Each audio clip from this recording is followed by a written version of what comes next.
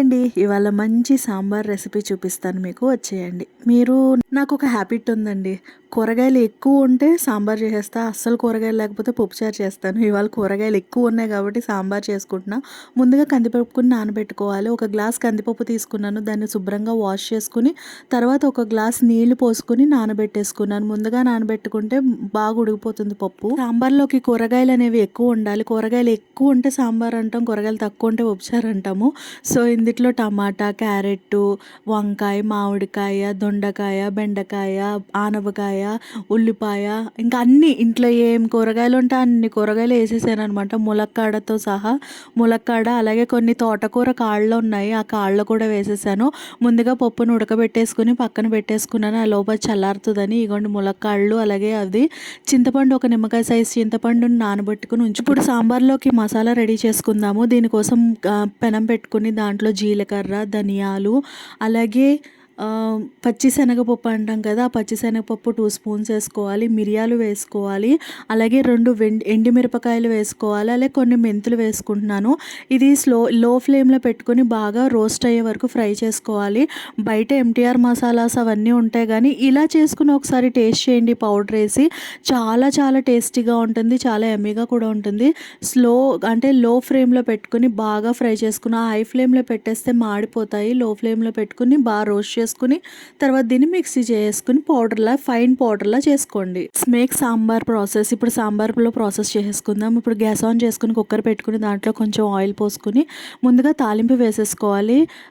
ముందు తాలింపు వేసేసుకుంటే బాగుంటుంది. దీంట్లో దంచిన వెల్లుల్లిపాయ, జీలకర్ర, ఆవాలు, ధనియాలు, ఇంకా కరివేపాకు, అంటే తాలింపు సరుకులు ఏవైతే ఉంటాయో అవన్నీ వేసేసుకోవాలి. కొంచెం చిటికెడంత ఇంగువ కూడా వేసుకోండి, ఫ్లేవర్ చాలా బాగుంటుంది. ఎండుమిర్చి వేసుకున్నాను. అన్నీ వేసుకుని ఒకసారి బాగా తిప్పుకున్నాను అనమాట, అంటే మిక్స్ చేసుకున్నాను. బాగా మిక్స్ చేసుకోవాలి, అంటే ఎర్రగా ఏగేంత వరకు కూడా మిక్స్ చేసుకోవాలి. తర్వాత దీంట్లోకి సన్నగా కట్ చేసుకున్న ఉల్లిపాయ, టమాటా, పచ్చిమిర్చి వేసుకున్నాను. వేసుకుని అంటే ఇప్పుడు మనం కట్ చేసుకున్న కూరగాయలను ఒక్కొక్కటి కింద యాడ్ చేస్తున్నాను అనమాట.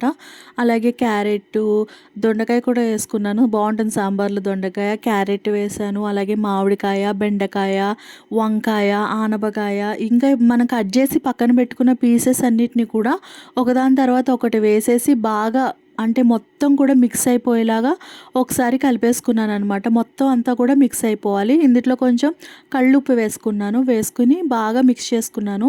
అలాగే ఒక చిటికెడు పసుపు కూడా వేసుకుని బాగా మిక్స్ చేసుకున్నాను అనమాట. తర్వాత దీంట్లోకి ధనియాల పౌడర్ కూడా యాడ్ చేసుకున్నాను. బాగుంటుంది, మంచి ఫ్లేవర్ వస్తుంది. ధనియాల పౌడర్ వేసుకున్నాను. అలాగే ఒక స్పూన్ కారం వేసుకున్నాను.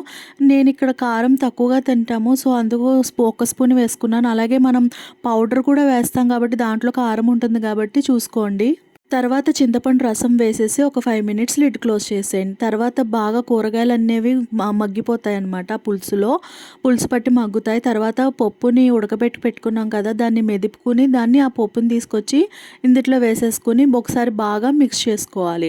మిక్స్ చేసుకుని ఇప్పుడు ఉప్పు, కారం అవన్నీ చూసుకుని తర్వాత మనం ఫైన్గా పొడి చేసి పెట్టుకున్నాం కదా సాంబార్ పొడి, ఆ సాంబార్ పొడిని దాంట్లో వేసుకుని కొత్తిమీర వేసుకుని ఒకసారి బాగా మిక్స్ చేసుకుని మరగనివ్వాలి. ఈ సాంబార్ అనేది మరగనివ్వాలి.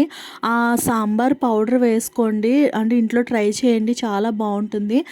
మీకు స్వీట్ ఇష్టమైతే కొంచెం బెల్లం ముక్క వేసుకోండి, లేదంటే లేదు. సాంబార్లో బెల్లం వేసుకుంటే బాగుంటుంది.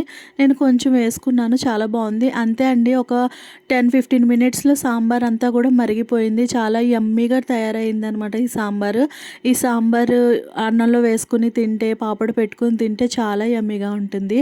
అంతే అండి. ఈ వీడియో మీకు నచ్చినట్టయితే లైక్ చేయండి, షేర్ చేయండి, సబ్స్క్రైబ్ చేయండి. మరిన్ని వీడియోస్తో మీ ముందుకు వస్తాను. బాబా.